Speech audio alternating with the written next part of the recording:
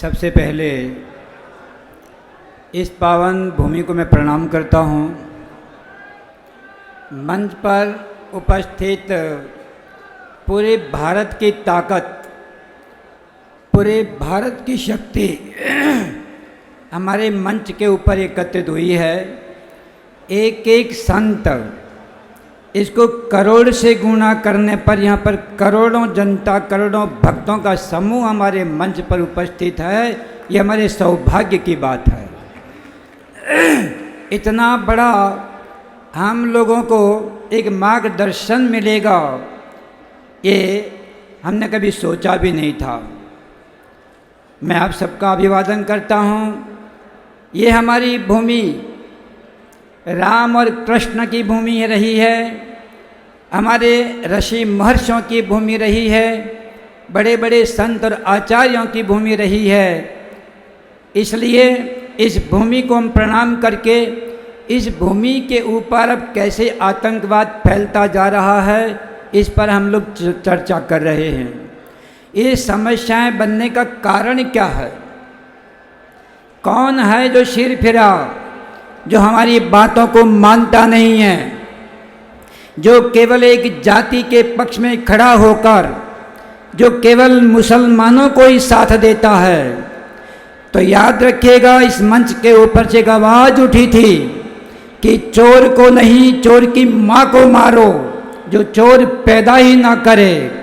यदि आप समझते हो तो याद रखिएगा, हमारे देश में रहने वाले जो विपक्षी नेता हैं, जो विपक्षी नेता केवल मुसलमानों के साथ खड़े हुए हैं, जो हिंदुओं के विरोधी हैं, सनातन धर्म के विरोधी हैं, देवी देवताओं के विरोधी हैं, जो हमारे धर्म के विरोधी हैं और संतों को भी विरोधी हैं, ऐसे समय पर मुसलमान से भी खतरनाक हमारे ये विपक्ष के जो नेता हैं वो मुसलमानों से भी खतरनाक हैं। इनसे आप सावधान रहिए। इनको कौन समाज देता है?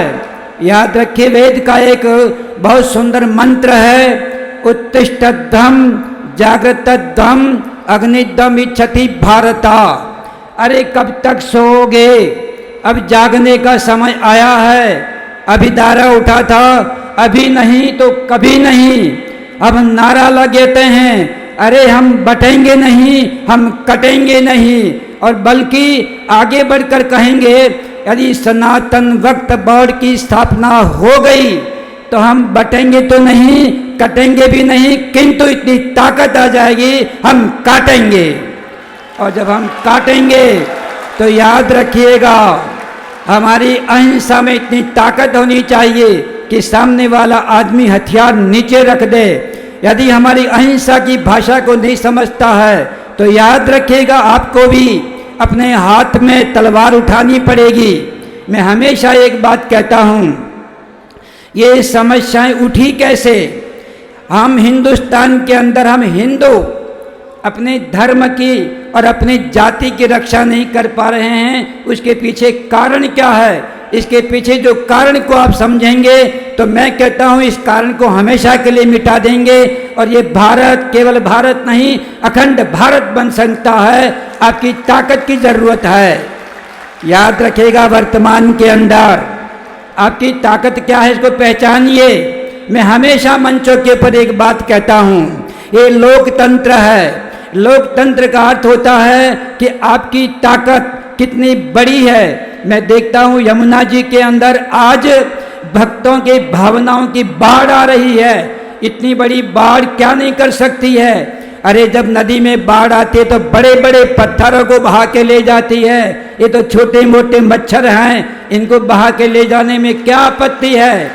किंतु कमी ये है कि हम बाढ़ का रूप नहीं ले पाते हैं, हम एक ताकत नहीं हो पाते हैं, एकजुट नहीं हो पाते हैं। और असली बात लोकतंत्र की है, वो हम समझ नहीं पाते हैं। लोकतंत्र की ताकत होती है कि जो उसको हमें निर्माण करना होता है। देश का राजा तो प्रजा होती है, ये हमारे मंत्री तंत्री हैं, ये हमारे ऊपर शासन नहीं कर सकते। किंतु आपकी ताकत जब बढ़ जाती है, आपकी ताकत कमज़ोर हो जाती है, तब यही लोग हमारा शोषण करते हैं। तो आइए हम आज सनातन वक्फ बोर्ड के ऊपर जो हमारे परम श्रद्धेय देवकी नंदन जी ने आज जो ये सैलाब हमको दिया है, हमें भावनाओं की बाढ़ दी है, एक ताकत हमको दिखाई है, ये हमारी सफलता का पहला सोपान है। आज ये सोपान यदि हम लोग एक साथ रहेंगे तो क्या नहीं कर सकते हैं। तो याद रखिएगा, आपकी ताकत को मैं याद दिलाता हूँ। लोकतंत्र की ताकत आपके वोटों में होती है। यदि आपके वोट बिखर गए तो चिल्लाने से कुछ नहीं होगा, जयकार लगाने से कुछ नहीं होगा।